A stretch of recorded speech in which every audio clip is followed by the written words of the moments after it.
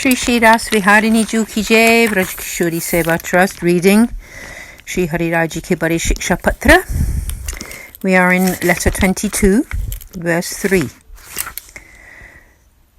Sub Vaishnavan Ko Jai Shri Krishna. Re-establish your special devotion affection for the Vaishnava called Hari Krishna. You should also make prolonged efforts to engage yourself in discourses with such accomplished devotees. Tika 3.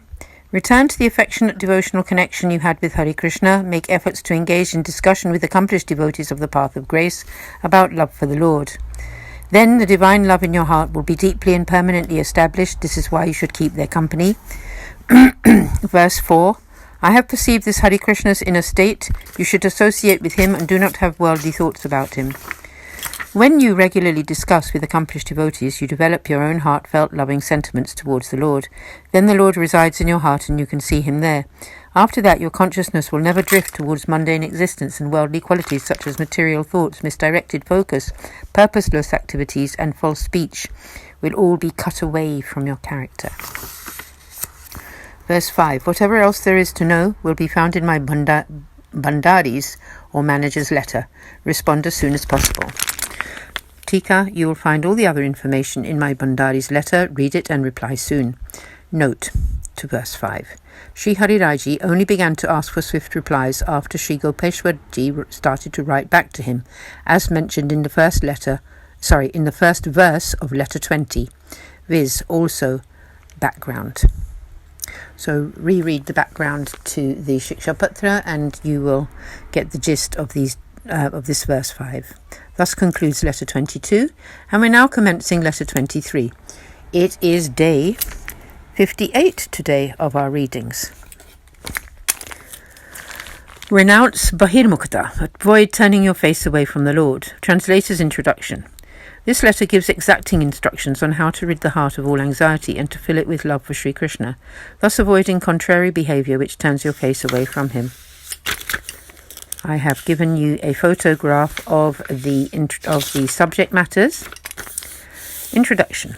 This 23rd letter teaches you not to keep any worldly worry in your heart. When you are aligned with the Lord, you are in a non-material realm and there is no anxiety. Don't turn your face away from the Lord. Perform those practices which prevent this. That is, repetition of his name and always recalling your surrender to him. Repeat the 8-syllable prayer and also the 5-syllable prayer in order to cement your experience of belonging to the Lord. Be detached and contented. In the previous letter we read how by discussion with good devotees your heart will be filled with love for him and you will be able to see him residing there. Thereafter your consciousness cannot stray to the worldly train of thought. What to do, though, if anxiety will not leave your heart and stops love from flourishing? All of this will be described here. Verse 1. You have heard all the righteous principles, so how is it that you will still experience worldly confusion? Anxiety about your spiritual life will cease when the desire for sense gratification leaves your heart. Tika 1. Shri Hari Raji writes, you have studied and know the Shruti, the Smriti, the Ved, the Puran and the Srimad Bhagavatam, so how is it that you still harbour this inappropriate attachment to the mundane? Listen now to this principle and keep it in your heart. For just as long as this worldly desire does not leave your heart, the divine loving sentiment cannot stay there, and this means you will always suffer anxiety. When your heart is freed from such desire, the anxiety ceases. In this path of grace, anxiety about the mundane and the spiritual is inappropriate and an unworthy activity, so do not indulge in it. Verse 2. Because our Lord is all-powerful and like a father, he accomplishes everything for those souls who serve him both in the mundane and in the spiritual realms. Tika 2. Our Lord Shri Krishna is all-powerful. In his Navavigyapti treatise, Sri Gosaiji wrote, without a doubt we can see that our Lord can do, not do, or do otherwise. Knowing his capabilities and power, know that it is he who perfects this worldly and the spiritual realms. Devotees should therefore have no anxiety. One example is that, just as in this world a father protects his son, know that the Lord protects his devotees at every level.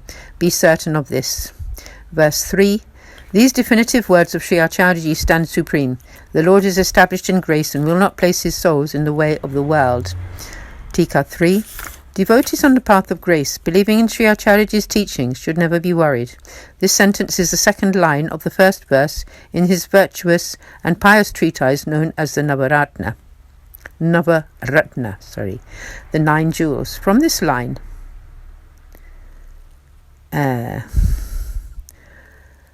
should be known that the Lord personally resides within this grace-filled path and would never put that soul who is surrendered to him in the worldly mainstream or give them a worldly destiny.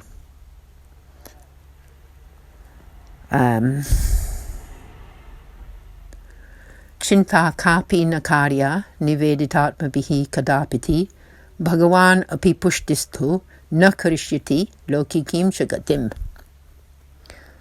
Vaishnavas must always remember this. No other path can match this path of grace where the surrendered soul's destiny will never be mundane.